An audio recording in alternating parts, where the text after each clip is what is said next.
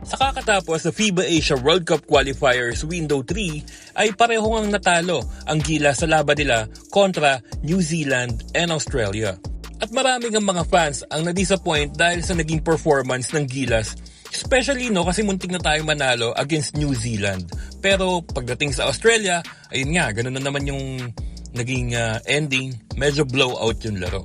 Kaya maraming mga fans ang mga nagtataka, bakit ba hindi tayo makadikit sa Australia? Kasi nakakadikit naman tayo sa New Zealand.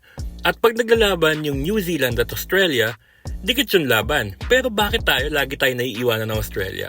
Pero next time na natin pag-usapan yan. Iba muna yung pag-uusapan natin ngayon. Tungkol naman muna kay Coach Tim Cone. Aminado ko na isa ako sa mga naging critic ni Coach Tim Cone dahil nga sobra siyang nag-rely sa triangle offense itong mga nakaraang window, Pero kapansin-pansin, na ang dami nagbago sa Gilas. Kahit yung roster rotation nila, nagbago. Yung mga dating hindi nabibigyan ng mga pagkakataon katulad nila Carl Tamayo ay ngayon nakakapasok na sa laro, At bukod nga sa player rotation, isa ring kapansin-pansin na nagbago para sa Gilas ay yung mga pagraran nila ng mga plays nila na tinupad ni Coach Tim Cone yung pangako niya na papasimplihin niya or iibahin niya o maglalagay siya ng ibang option para sa Gilas offense. Isa nga sa mga pinakamalaking pagbabago at maraming natuwa na binigyan kagad ni Coach Tim Cone ng green light or ng permission etong sila Kevin Kiambao, Carl Tamayo na tumira sa 3 points o tumira sa labas. Nung first quarter pa lang ramdam natin yung pagbabago na yun. Kaya sobrang positive nun kasi nagbigay yun ng kumpiyansa doon sa mga bata natin. At tandaan natin itong sila Carl Tamayo at Kevin Kiambao, sila Juan Gomez Diliano at sila Dwight Ramos, ito yung mga future ng Philippine basketball in general.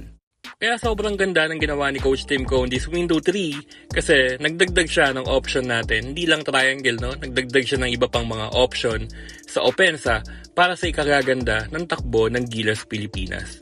Isa pang positibong balita dito ay yung pagpasok nga ni Coach Jimmy Alapag sa Gilas Pilipinas simula next month.